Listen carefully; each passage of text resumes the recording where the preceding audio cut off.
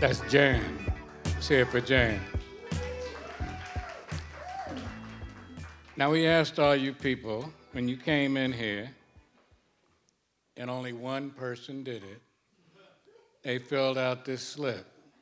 So I was going to stand up here, and I was going to have like 10 of these, and I was going to tell these really good stories. And this one says, the time I told my best friend I was going to get coffee with his girlfriend, and he accused me of hopelessly trying to hit on her. I denied it for an hour until I realized he was right. And I had actually liked her for a while, but wasn't fully aware of it. And that's how the argument started. So the next person that we're going to bring up is going to be Iris Lopez. Let's hear it for Iris, please.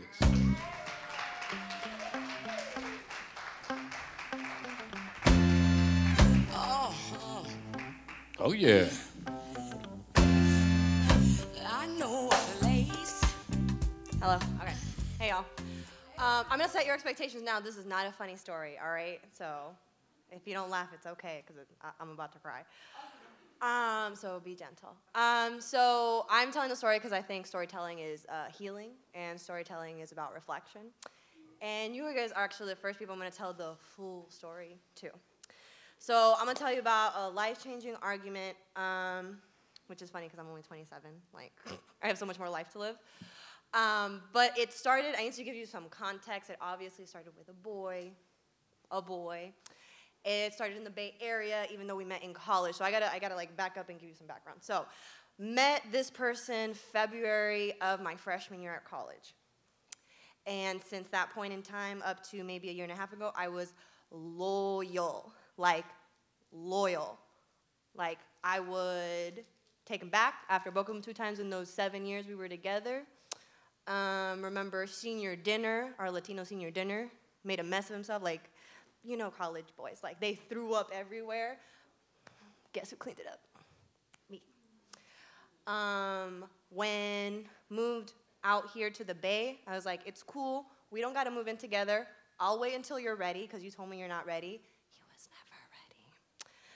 So, but you know, like, this is all in the back of my mind. Like, I'm in my grad school mode, about to start teaching, which is real stressful. So it popped out of nowhere. We were talking on the phone. I was in Berkeley. He was in, where is Google at? I don't even remember anymore. Mountain View. Thank you, sir. See, blocked it out of my memory. So, Berkeley, Mountain View, we're having a conversation, like, hey, babe, I'm thinking about applying to a job. And I'm like, oh my God, that's great. You're getting ambitious now. You're going places. Like, I'm already at grad school. You're like, you got to do something. I didn't tell him that, but that's what I was thinking. So I was like, I'm so excited for you. And he's like, yeah, it's up in Petaluma. So if y'all are not from the Bay Area, that's like across the Golden Gate Bridge, up where the vineyards are and all that. And I was like, that's great. And I'm thinking, like, okay, so where is he going to move? Is this about to be the moment where he's going to say, like, we can move in together in SF? And he's like, yeah, I'm real excited. You know, I like the brewery, all that stuff. And he's like, yeah, I think I'm going to move in with my parents to save some money. And I was like, am I going to move in with your parents? And he's like, what? I'm like, well, like, I'm like, wait, but let's back up.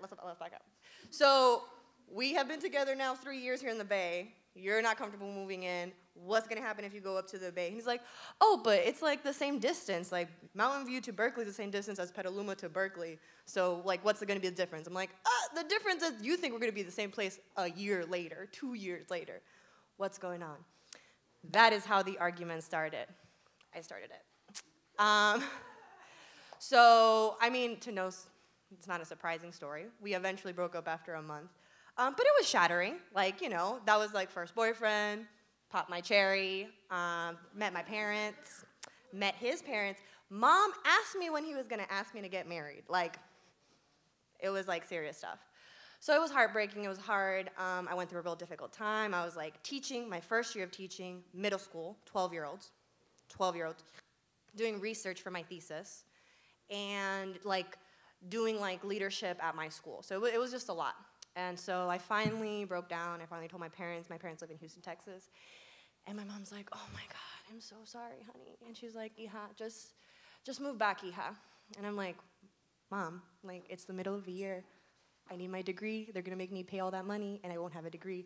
And she's like, oh, okay, just move after that. And I'm like, but Mom, like, this school, like, I helped start a school, like, these kids, like, I'm dedicated to them, I'm committed to them. And she's like, oh, you can teach anywhere. And that's how the second argument started. So come to find, through all these arguments, I have actually always thought about others. I had always thought what was best for this person in this relationship, right? I had no thought to mine. And it was scary because then after my mom was like, oh, honey, just move with us. Just be with us. And I'm like, Mom, I'm fine. I don't need it. She's like, no, we need it. Then I was like, oh, man, I've been doing that my whole life. I have thought about my parents first. I'm the oldest, by the way. I don't know if that was clear. 2 siblings.